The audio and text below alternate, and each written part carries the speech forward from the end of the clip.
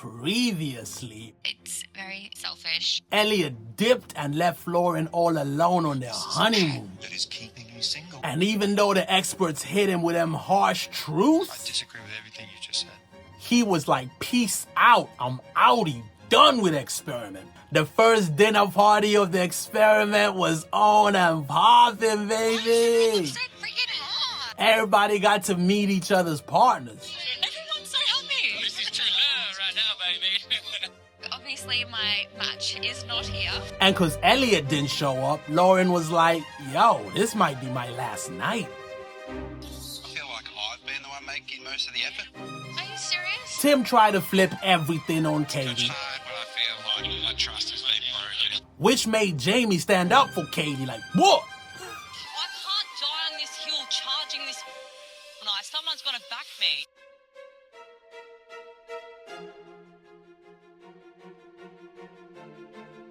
Alright, in today's episode, it's about to go down. Where? The couple start living together as husband and wife. Moving day. I'm actually fine doing that with you. Can we please not have dirty feet on the couch? Yo, living together ain't no joke, and some of the couples gonna struggle. Do you see the dirt here? Do you want to lick the dirt off your shoes? And things get real juicy during confession week. Oh my god. Dun dun dun. I'm nervous. Yeah? Get comfortable, getting comfortable. You're literally here to get to know me, and I've just given you everything. Hell no, that was appalling. How dare you? Yo, these couples get tested like you wouldn't believe. Because you don't want someone with children. Why are you still getting... They get hit with brand new confession challenges. Ask your match some hard-hitting questions about their exes. It's big. For some of the couples, this will bring them closer together. I've got you. It's been a while since I felt that comfortable that quickly with someone. But for some of them, I have no words. I just wish I didn't knock on that door. I wish I just didn't. that level of honesty Have you reveals checked the it out? cracks in the relationship they didn't even know they had. What if I say I've seen your application? I am worried. Adrian's trying to keep something from me. You ready? Let's go! Married at first sight, we in Australia, the land down under the homo Iggy Azalea. We got singles whose dating life is a failure, so they ask the experts to help them out. It's going down, okay, let's meet them. We got Elliot, Karina, Afina, Katie and Tim. Grab a snack, put your feet up. Jamie and Clint, David and Beth, yo, we here to turn the heat up. Sierra and Jeff, Ryan, Adrian, Jake, TJ and Ashley, Jacqui and Lauren, Morena and Reed, Tony the OG, Billy and Paul, Veronica, we ready, cause we killing it, y'all. This the recap. Grab a drink, get a savory or a sweet snack, and sit back cause we unpack what happened like back to back. Yo, I can tell it's about to slap. Let's go. Alright, boom. So we open up with a couples being thrown into the next phase of the experiment, living together. Yo, moving in with somebody is big in any relationship, especially if you're used to having your own space and doing things your own way, because now you have to find ways to compromise and make your lives fit together like a jigsaw puzzle. Like you went from doing whatever you wanted to saying sorry you took a nap on the couch. It be like that sometimes, man. Alright, so the couples are moving in together. We see them getting into these new, sexy, shiny apartments. We jump from couple to couple and it's exciting and it's good vibes all around. Ashley's like, oh my god, this place is gorgeous, it's pink. Karina and Paul are checking out their new joint and Karina's like, yo, we got a coffee machine. Yo, shout out to Karina, bro, because that would have been me. Karina and Paul, man, I'm loving them as a couple. They're checking out their apartment. They're buzzing. They find like a professional framed photo of them from their wedding, and they're like, hey, this looks amazing. And Karina goes, we're going to make some beautiful babies. And Paul's like, whoa, whoa, whoa, slow down. Obviously, it's just banter, right? But the whole having babies thing is a bit of a weird one. Because if you bring it up too early in a relationship, you can scare your partner off. Like, yo, this is a bit too much too soon. Let's take it slow. Let's get to know each other a little bit better. Let's go with the flow. But if you leave it for too long, you run the risk of finding out that they don't even want to have kids. Or maybe they want to have kids, but like in the distant future. And maybe you're like, listen, I want to start trying now because the clock's ticking. And it can be a deal breaker, man. I know loads of homies who've walked away from otherwise brilliant relationships because of it. Alright, so boom. The couples are moving in together. We get little glimpses of them settling into their apartments, unpacking, getting a feel of each other, getting a taste of what it would be like sharing a crib. We get our first little dispute. And that's over Ryan and Jacqui's. And I know what you're thinking. You're like, of course, it's Jacqui. What's she tripping about this time? But yo, I'm on her side on this one, man. This man Ryan is lying on the couch with his shoes on. Like the same shoes he wears outside. Now, I'm super chill, bro. Like Big Lebowski, Adam Sandler vibes over here. Like sometimes I'll get so lost in my work that there'll be cups of coffee and cans of energy drinks just piling up. And then a couple of days later, I'll be like, oh, this is gross. And I'll clean it all up. So I'm never one to judge. But brother, shoes on the couch is wild. Jacqui smacks his feet off the couch as she should. And she's like, you know what? New rule, no shoes in the house. Ryan's not feeling it. It's like, nah, it's fine. Later on, we check out the bedroom. It's huge, sexy bed in there, and that thing looks comfy, boy. They got a TV in the bedroom, and Jacqui's like, I hate TV. According to her, TV is bad for humankind, and we're just dumbing our brains when we watch TV. I once went on a date with this girl who had a very similar take and outlook. And I have a cousin who homeschools his kids, and he believes TV is bad, like it's the devil, it rots your brain. And I don't know, man, I think these people, the Jacquies of this world, are really missing out. Because TV, just like music, can be trashy and silly and goofy. It can give us reality TV shows like the one you're on right now, Jacqui. And it can be a guilty pleasure that's not too deep and brings us joy after a long day of working and lifing.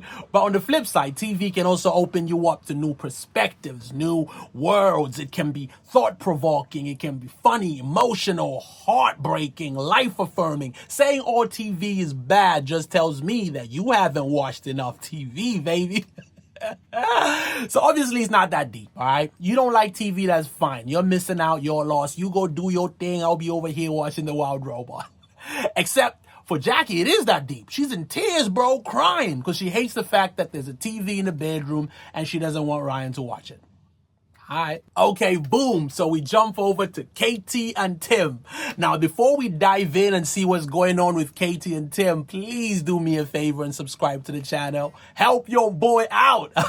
So next time I'm at the grocery store and I bump into one of my haters and they're like, hey, how's the little content creation thing going? I can be like, boom, check out my subscribers, check out the likes, and they'll be like, whoa. And I'm like, all these groceries, I got them with that YouTube money. And then I can pull out a fat stack of $100 bills, 50-pound notes, euros, and I just start making it rain in their face. And a big booty mill from the milk aisle gets in front of the money and just starts twerking like, hey, hey.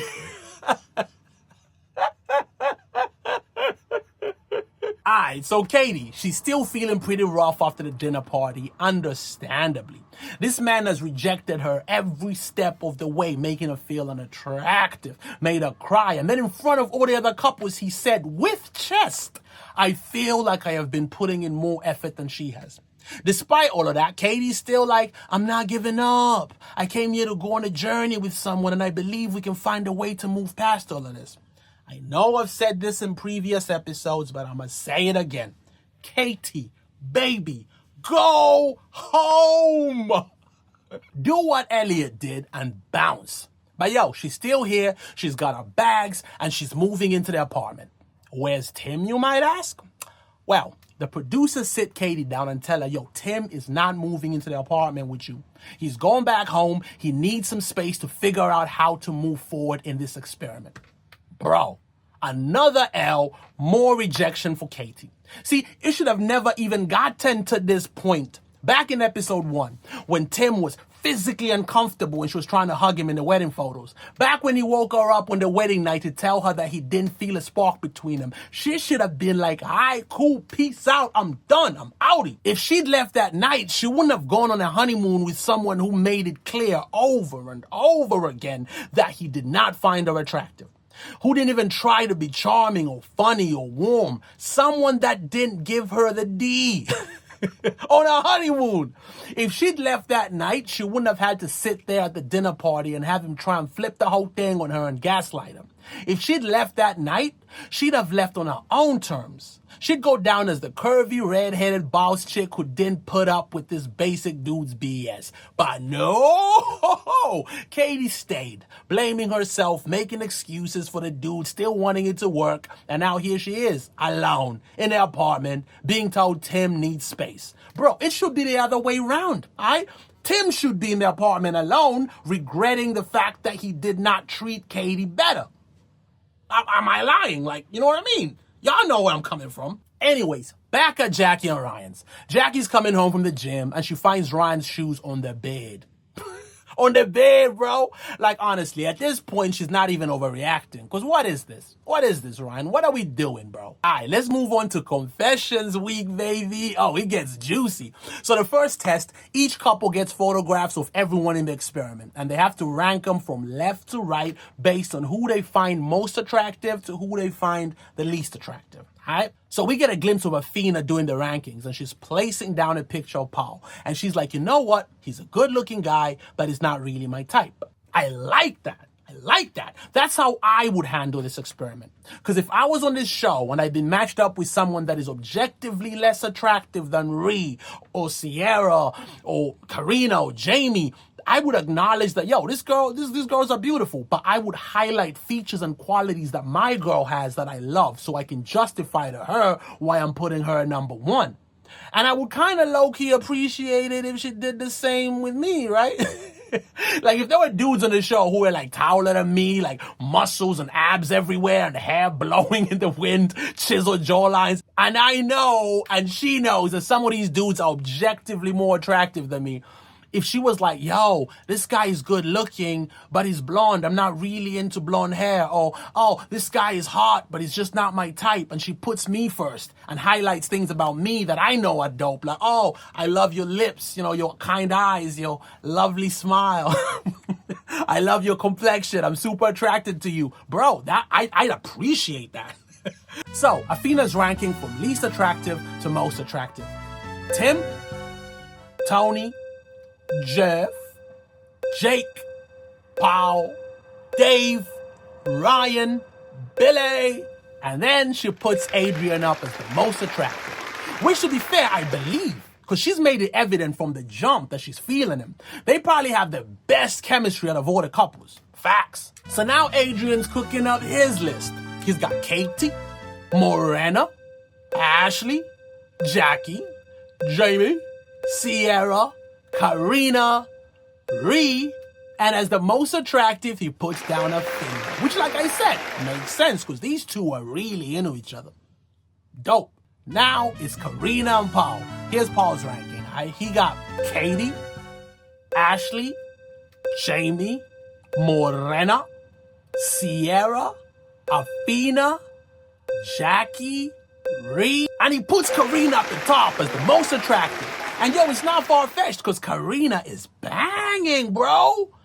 Karina's ranking goes Tim, Adrian, Tony, Dave, Jake, Billy, Ryan. On the top, of course, we got her man Paul. They're super happy. This exercise has low-key brought them closer together. They're making out like, yeah, we find each other hot. All right, now let's check it on Jacqui and Ryan. Jacqui's like, I'm super attracted to Jeff because he's tall. I'm attracted to Dave. And she's placing the photographs on the thing. And I wouldn't have been shocked if she didn't put Ryan in first place because that's just like Jacqui being Jacqui, right? But nah, she puts him up in first place and she's like, yeah, I'm super attracted to him. Fair play, Jacqui. Full of surprises. Jacqui's list goes Tim, Tony, Adrian, Billy, Jake, Paul, Dave, Jeff, and Ryan. Now it's Ryan's turn. He comes in hot with Morena, which is just wild to me. I mean, all the women this season are banging, but Morena shouldn't be bottom on anybody's list. But whatever, bro. Carry on. He puts Ashley up next. And I get it. You know, if you're not into curvier girls, Ashley would be pretty low on your list. And next up makes sense. Katie again. You know, if you're not into big girls, you know, I get it. Then he puts Jamie up, then Afina, then Sierra, then Karina, then Ree.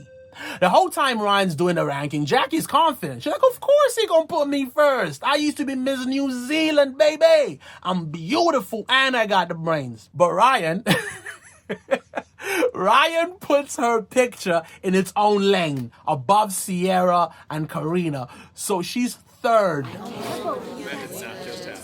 Ryan's like, I'm just being honest. And the thing is, when you look at his list, right, I think he's genuinely being honest. I don't think he's being like a dick. I think he's trying to keep it 100. He's thinking, let's be honest here, love, all right? You've got nothing on Karina and Ree. Like, in what parallel, upside-down world are you harder than Karina? Have you seen Karina?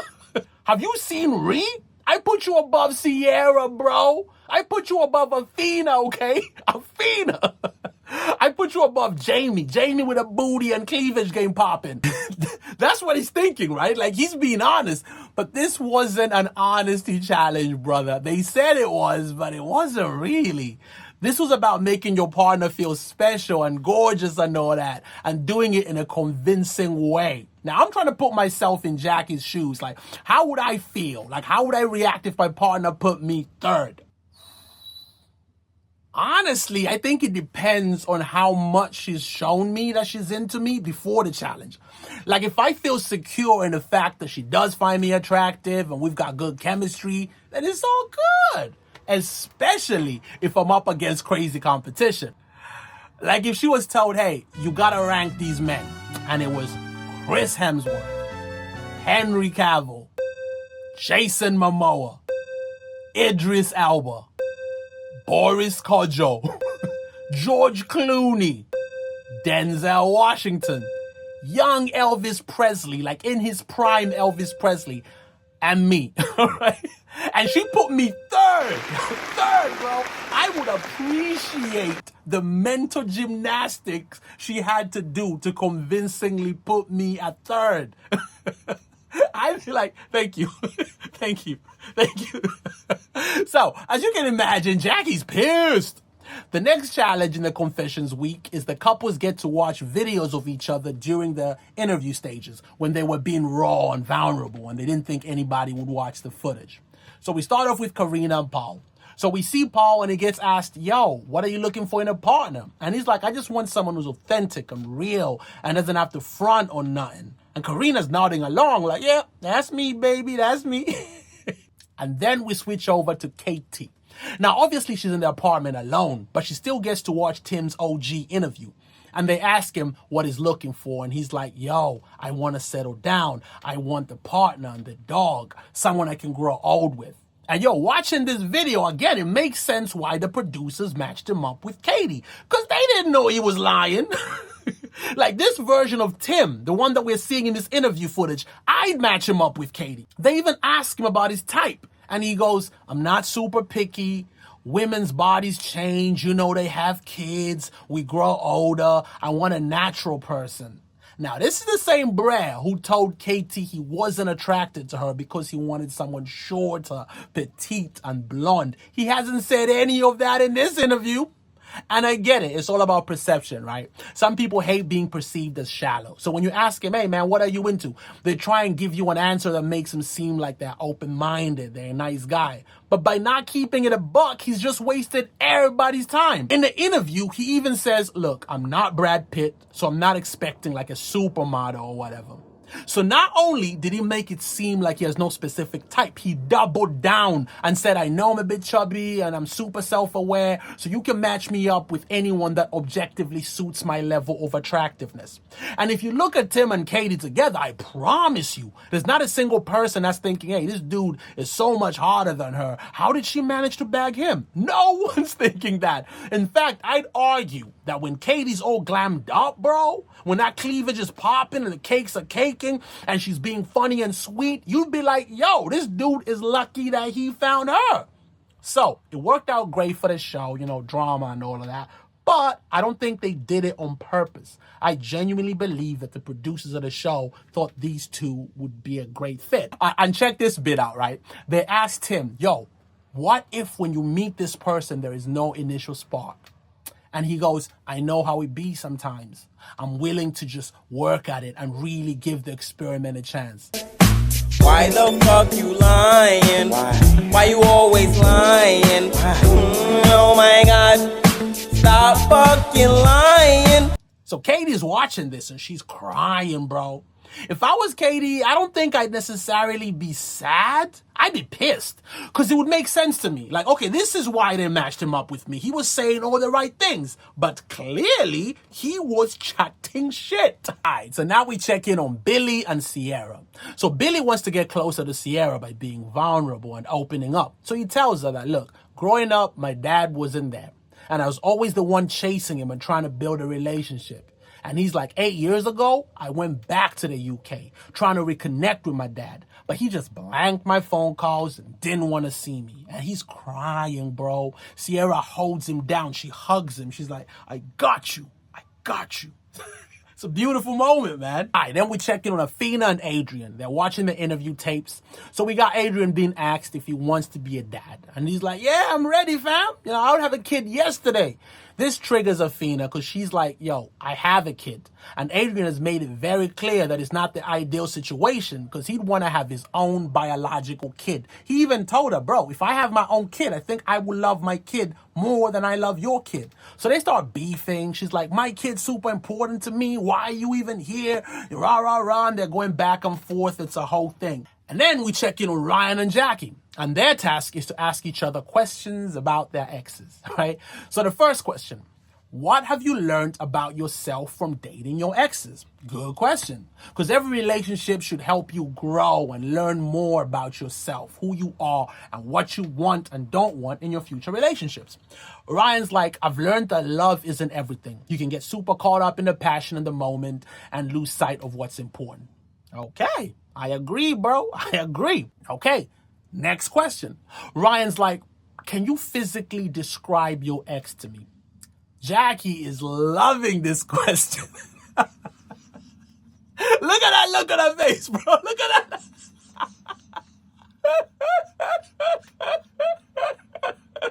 Yo, she goes, he was 6'4", tall, blonde, blue eyes, godlike body.